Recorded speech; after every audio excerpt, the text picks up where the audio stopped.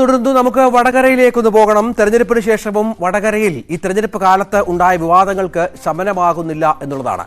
അവിടെ ഒരുപാട് ചർച്ച ചെയ്യപ്പെട്ട ഒന്നാണ് അശ്ലീല വീഡിയോ വിവാദവും അശ്ലീല SMS-കളുമായി ബന്ധപ്പെട്ട കാര്യങ്ങളുമൊക്കെ വടകര തെരഞ്ഞെടുപ്പിൽ ഉടനീളം ഇരു സ്ഥാനാർത്ഥികളും വിവാദമാക്കിയതാണ്. ഷാഫി പറമ്പിലിനെതിരെ KK ശൈലജയാണ് ആദ്യം ഇത്തരം ആരോപണം ഉന്നയിച്ചത്. അശ്ലീല വീഡിയോ അടക്കം പ്രചരിപ്പിക്കുന്നു എന്ന മട്ടിൽ. പിന്നീട് CPM നേതാക്കൾ അത് ഏറ്റെടുത്തു. അത് വലിയ ചർച്ചയായി. ഷാഫി ഈ വിഷയത്തിൽ നിഷേധക്കുറിപ്പിറക്കി. ഷാഫിക്ക് ഒരു ബന്ധവുമില്ല എന്ന് പറഞ്ഞു. അതിനുശേഷം ശൈലജ ടീച്ചർ തന്നെ അത് മാറ്റിപ്പറയുന്നതൊക്കെ നമ്മൾ കണ്ടതാണ്. പക്ഷേ ഈ വിവാദം അതിപ്പോഴും തുടരുകയാണ്. വോട്ടെടുപ്പിന് ശേഷവും വിവാദം കെട്ടടങ്ങാതെയാണ് വടകരയിലെ സാഹചര്യം. തെരഞ്ഞെടുപ്പിൽ വർഗീയ പ്രചാരണത്തിന് ശ്രമിച്ചിട്ടില്ലെന്ന പ്രതികരണവുമായി UDF സ്ഥാനാർത്ഥി ഷാഫി പറമ്പിൽ രംഗത്ത് വന്നു. കാഫിർ എന്ന് വിളിച്ച് വോട്ട് തേടുകയോ മതത്തിന്റെ പിന്തുണ വേണമെന്ന് എങ്ങും ആവശ്യപ്പെടുകയോ ചെയ്തിട്ടില്ല. സ്ക്രീൻഷോട്ട് വ്യാജ സൃഷ്ടിയാണെന്നും ഷാഫി പറമ്പിൽ പറഞ്ഞു. ഈ വ്യാജ വീഡിയോയ്ക്ക് ശേഷം ഇപ്പോൾ ഇത്തരത്തിലാണ് ചില പ്രചരണങ്ങൾ ഷാഫിക്കെതിരെ അവസാനമായി നടന്നത് എന്നുള്ളതാണ്. അത് പൂർണ്ണമായും നിഷേധിച്ചുകൊണ്ടാണ് ഷാഫി ഇന്ന് വാർത്താ സമ്മേളനം നടത്തിയത്. കൃത്യമായി ഞാൻ മാധ്യമങ്ങളുടെ മുമ്പാകെ പരസ്യമായി പറഞ്ഞിട്ടും പിന്നെയും കാഫിർ എന്ന് വിളിച്ചു. അതിൽ ഞാൻ മൗനം പാലിച്ചു.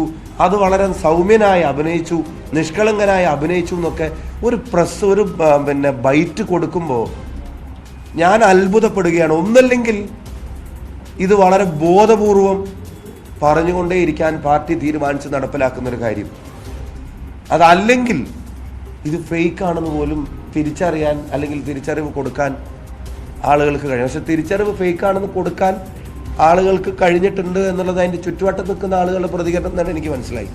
ഈ പോസ്റ്റ് ഇട്ട് അത് ഡിലീറ്റ് ചെയ്ത ആളുകളെ ഇതെന്ന് തന്നെ എനിക്ക് മനസ്സിലായി. അപ്പം എന്തിനാണ് ഇങ്ങനെ ഇല്ലാ കഥകൾ മാത്രം പറഞ്ഞുകൊണ്ടിരിക്കുന്നത്? എന്തിനാണ്? മറ്റൊരു പ്രധാന വിവരം ഇത് ഷാഫി പറമ്പിൽ, അതിലേക്ക് വരാം. അതിനു മുമ്പ് MS അനീഷ് കുമാർ ഈ വിഷയത്തിൽ ചേരുന്നുണ്ട്. അനീഷ്, ഇതിപ്പോൾ വടകരയിൽ വിവാദങ്ങളുടെ തിരഞ്ഞെടുപ്പായിരുന്നു. ഈ തെരഞ്ഞെടുപ്പ് കാലം ഉടനീളം വിവിധങ്ങളായ വിവാദങ്ങൾ കടന്നു വന്നിരുന്ന ഒരു തെരഞ്ഞെടുപ്പായിരുന്നു. പരസ്പരം പോരടിക്കാനുള്ള ആയുധമായി ഇരുമുന്നണികളും എടുത്ത പല വിഷയങ്ങൾ വന്നു. അതിലൊന്നായിരുന്നു വ്യാജ വീഡിയോയുമായി ബന്ധപ്പെട്ട്. അത് പിന്നീട് എങ്ങനെ അതിൻ്റെ വ്യത്യാസമുണ്ടായി എന്നുള്ളത് നമ്മൾ മനസ്സിലാക്കി. LDF കേന്ദ്രങ്ങൾ തന്നെ അത്തരം പ്രചരണങ്ങളിൽ നിന്ന് പിന്മാറാൻ നമ്മൾ കണ്ടു. ഇപ്പോൾ ഏറ്റവും ഒടുവിൽ ഈ ഷാഫി ആരോപിക്കുന്നത് താൻ മതത്തിൻ്റെ പേരിൽ വോട്ട് പിടിച്ചു അല്ലെങ്കിൽ വർഗീയതയുമായി ബന്ധപ്പെട്ട് വോട്ട് ചെയ്തു എന്ന ആക്ഷേപം ഉയർത്തുന്നു എന്നാണ്. അതിൻ്റെ പശ്ചാത്തലം എന്താണ്?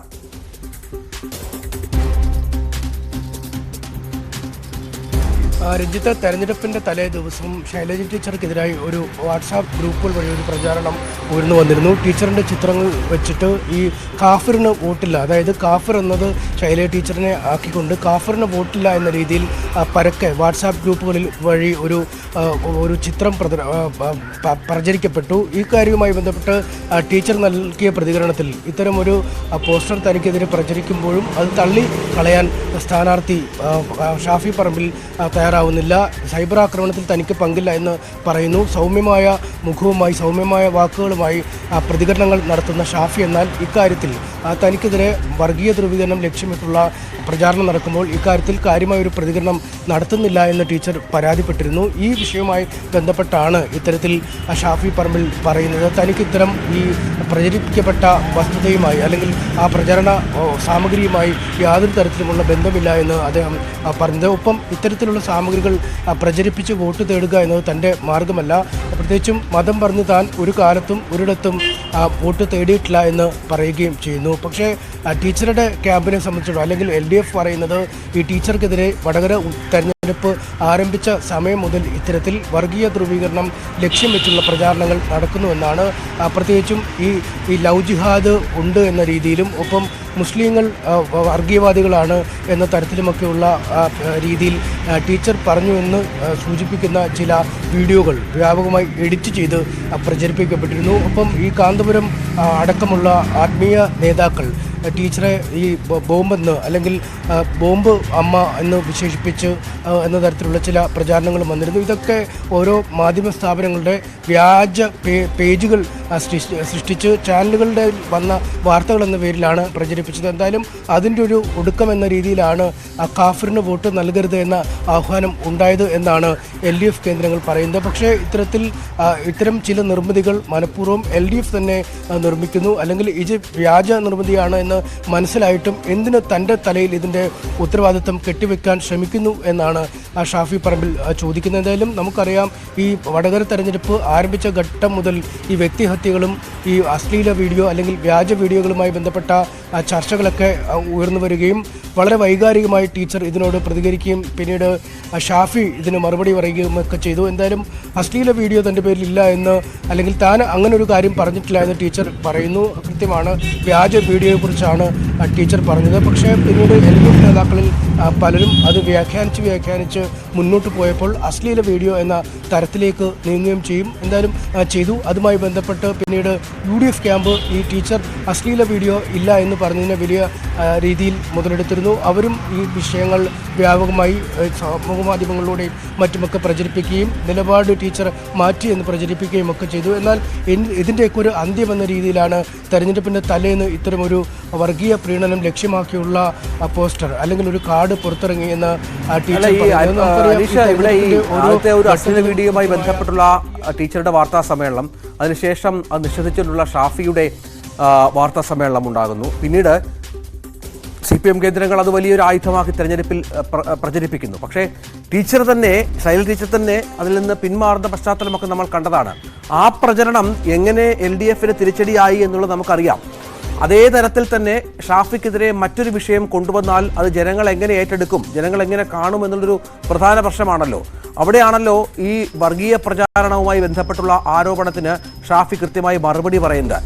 ഈ സ്ക്രീൻഷോട്ടിൻ്റെ കാര്യമൊക്കെ ഷാഫി പറയുന്നുണ്ട്. അത് ഈ സ്ക്രീൻഷോട്ട് വ്യാജ സൃഷ്ടിയാണെന്നും പറയുന്നുണ്ട്. അത്തരം സ്ക്രീൻഷോട്ടുമായി ബന്ധപ്പെട്ട് ഇവർ പ്രചരിപ്പിക്കുന്ന ഏത് തരത്തിലായിരുന്നു കാര്യങ്ങൾ, അത് ഏതൊക്കെ മേഖലകളിൽ ഇത് പ്രചരിപ്പിച്ചിരുന്നു, അതെങ്ങനെയാണ് അത് ഉപയോഗിച്ചത് തെരഞ്ഞെടുപ്പ് കാലത്ത് എന്നുള്ളതൊക്കെയാണ് അവിടെ പറയുന്ന പ്രധാനപ്പെട്ട കാര്യങ്ങൾ.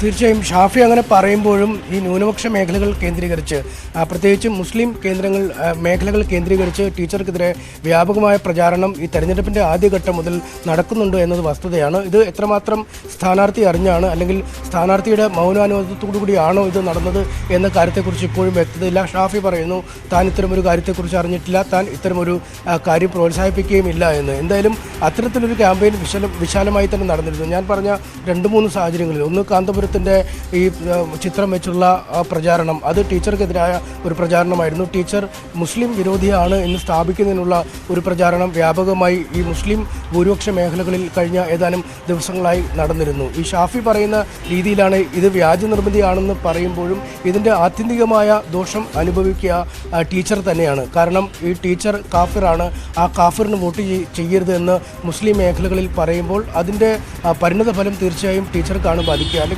കാന്തപുരം ഉസ്താദ് എൻ്റേതെന്ന രീതിയിൽ ഒരു പ്രചരണ സാമഗ്രി പ്രചരിപ്പിക്കപ്പെടുമ്പോൾ അതിൻ്റെ നിജസ്ഥിതി വോട്ടർമാർക്ക് അറിയാൻ കഴിഞ്ഞില്ലെങ്കിൽ അവിടെയും അതിൻ്റെ ഗുണഭോക്താവായി മാറുന്നത് UDFും അത് ദോഷമായി ബാധിക്കുന്നത് ടീച്ചറുമാണ്. എന്തായാലും അത്തരം ഘട്ടങ്ങളിലൊക്കെ ഈ കാന്തപുരമായാലും അല്ലെങ്കിൽ മറ്റു ചില മീഡിയ ഹൗസുകളുടെ പേരിലുള്ള പോസ്റ്ററുകളും മറ്റൊക്കെ എത്തിയപ്പോഴും അവരും ഇത് ഫാക്ട് ചെക്ക് ചെയ്തിട്ട് ഇത് വ്യാജമെന്ന് കണ്ടെത്തുകയും ചെയ്തു. അതുകൊണ്ട് പൂർണ്ണമായി ഇതും ഷാഫിയുടെ ഒരു അറിവോടുകൂടിയാണ് ഇതുണ്ടായതെന്ന് പറയാൻ കഴിയില്ല, അല്ലെങ്കിൽ ഷാഫി അതിനെ പൂർണ്ണമായി നിഷേധിക്കുന്നു. പക്ഷേ അവസാനത്തെ പ്രചരണ സാമഗ്രി എന്തിന് താൻ ഇറക്കണം, അതായത് ടീച്ചറെ കാഫിറായി വിശേഷിപ്പിച്ചുകൊണ്ടുള്ള ആ പ്രചരണ സാമഗ്രി എന്തിന് താൻ ഇറക്കണം, അത്തരമൊരു വർഗീയ ധ്രുവീകരണം ഒരു തരത്തിലും താൻ ലക്ഷ്യമിട്ടിട്ടില്ല. ടീച്ചർക്കെതിരെ കാഫിർ എന്ന രീതിയിൽ പരാമർശിച്ചുകൊണ്ട് ഒരു പോസ്റ്റർ ഇറക്കിയാൽ അത് തനിക്ക് തന്നെ വിനയായി മാറും, അല്ലെങ്കിൽ തനിക്കാണ് ഏറ്റവും അധികം ദോഷകരമായി ബാധിക്കുന്നത് എന്നാണ് ഷാഫി പറയുകയും ചെയ്തത്. എന്തായാലും ഇതിൻ്റെ 2 വശങ്ങളും നമ്മൾ ചർച്ച ചെയ്യേണ്ടതുണ്ട്. കാരണം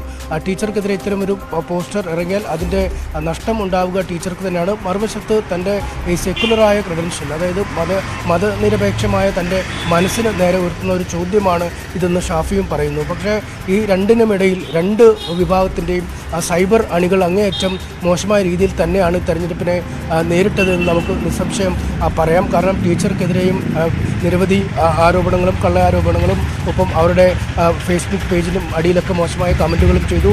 മറുവശത്ത് ഷാഫിക്കെതിരെയും ഇതേ രീതിയിലുള്ള സൈബർ ആക്രമണം നടന്നിട്ടുണ്ട്. രണ്ട് തരത്തിലാണ് വിശേഷിപ്പിക്കപ്പെടേണ്ടത് എന്നെങ്കിൽ പോലും ഷാഫിയുടെ പോസ്റ്റുകൾക്കടിയിലും അങ്ങേയറ്റം മോശമായ രീതിയിലുള്ള പ്രചാരണങ്ങൾ ഇടത് ക്യാമ്പിൽ നിന്നും നടന്നിട്ടുണ്ട്. എന്തായാലും ഇടത് ക്യാമ്പ് എന്ന് പറയുമ്പോഴും അല്ലെങ്കിൽ UDFിൻ്റെ അണികളെന്ന് പറയുമ്പോഴും അവരുടെ പ്രഖ്യാപിതമായ നേതാക്കളോ അല്ലെങ്കിൽ അവരുടെ ഉത്തരവാദിത്തപ്പെട്ട സ്ഥാനങ്ങളിലിരിക്കുന്നവരോ ഒന്നും മാത്രമല്ല ഇത്തരം കാര്യങ്ങൾ ചെയ്തതെന്ന് മനസ്സിലാക്കാൻ സാധിക്കും. പലപ്പോഴും സ്ഥാനാർത്ഥികളോടൊപ്പമുള്ള പ്രൊഫൈൽ ചിത്രങ്ങളും മറ്റുമൊക്കെ കണ്ടാണ് ഇവർ ഏത് ഭാഗത്ത് നിലയുറപ്പിച്ചവരാണ് എന്ന് മനസ്സിലാക്കാൻ പോലും കഴിയുന്നത്. എന്തായാലും പരക്കെ ഇത്തരത്തിലെ ഈ സമൂഹ മാധ്യമങ്ങൾ ഏറ്റവും അധികം വാർത്താ വിന്യാസത്തിന് അല്ലെങ്കിൽ ആശയവിനിമയത്തിന് ഉപയോഗിക്കാൻ കഴിയുന്ന സന്നാഹങ്ങളെ അങ്ങേയറ്റം മോശമായി ഉപയോഗിക്കുന്ന പ്രവണത തന്നെയാണ് നമ്മൾ വടകരയിൽ കണ്ടത്. എന്തായാലും ഇത്തരം പ്രചരണ സാമഗ്രികളുടെ ഉത്തരവാദിത്വം ഷാഫിക്കുണ്ട് എന്ന് ടീച്ചർ പറയുമ്പോൾ ടീച്ചർ ഏത് രീതിയിൽ അങ്ങനെ പറയുന്നു? തൻ്റെ ഔദ്യോഗികമായ പേജുകൾ വഴിയോ അല്ലെങ്കിൽ താൻ ഏതെങ്കിലും മാധ്യമങ്ങൾക്ക് നൽകിയ അഭിമുഖങ്ങൾ വഴിയോ ഒന്നും വർഗീയത പ്രചരിപ്പിക്കാനുള്ള ഒരു നീക്കവും നടത്തിയിട്ടില്ല എന്ന് ഷാഫി പറയുന്നു. ഒപ്പം ഈ മതം അടിസ്ഥാനമാക്കി താൻ ഒരു പ്രത്യേക മേഖലയിൽ മാത്രം വോട്ട് പിടിക്കാൻ പോവുകയല്ലായിരുന്നു, അല്ലെങ്കിൽ ഒരു പ്രത്യേക സംഘത്തിൻ്റെ കൂടെയായിരുന്നില്ല തൻ്റെ പ്രചാരണ പരിപാടികൾ ഈ 1.5 മാസത്തിലുടനീളം നടത്തിയതെന്നുമൊക്കെ ഷാഫി പറയുന്നു. എന്തായാലും തെരഞ്ഞെടുപ്പ് അവശേഷിച്ചാലും ഈ മഴ പെയ്തു തോർന്നാലും മരം പെയ്യുന്നു എന്ന രീതിയിൽ തന്നെ ഈ വടകരയിലെ പോര് തെരഞ്ഞെടുപ്പിന് ശേഷവും ഇപ്പോൾ തുടരുന്നു എന്നത് തന്നെയാണ് നമുക്ക് ഇപ്പോൾ പ്രധാനപ്പെട്ട കാര്യം. വടകരയിലെ പോര് തുടരുന്നു. ഈ തെരഞ്ഞെടുപ്പ് വിജയവുമായി ബന്ധപ്പെട്ട അവകാശവാദങ്ങൾക്ക് അപ്പുറത്തേക്ക് ഇത്തരം കാര്യങ്ങൾക്ക് കൂടി കുറച്ചുകൂടി പ്രാധാന്യം വടകരയിൽ ഉടനീളം ഉണ്ടായിരുന്നു തെരഞ്ഞെടുപ്പ് കാലത്ത് എന്നുള്ളതാണ് പ്രധാനപ്പെട്ട കാര്യം. വടകരയിലേക്ക് തന്നെ പോകണം. ഷാഫി ഇന്ന് ഉന്നയിച്ച ഈ പോളിംഗുമായി ബന്ധപ്പെട്ട് ഉന്നയിച്ച പ്രധാനപ്പെട്ട ചില കാര്യങ്ങളുണ്ട്, അതിലേക്ക് കൂടി വരണം. നമുക്ക് MS അനീഷ് കുമാർ തുടരുന്നുണ്ട്. അനീഷ് തുടരുക, വളരെ പെട്ടെന്ന് തിരിച്ചു വരാം ഒരു ഇടവേളയ്ക്ക് ശേഷം.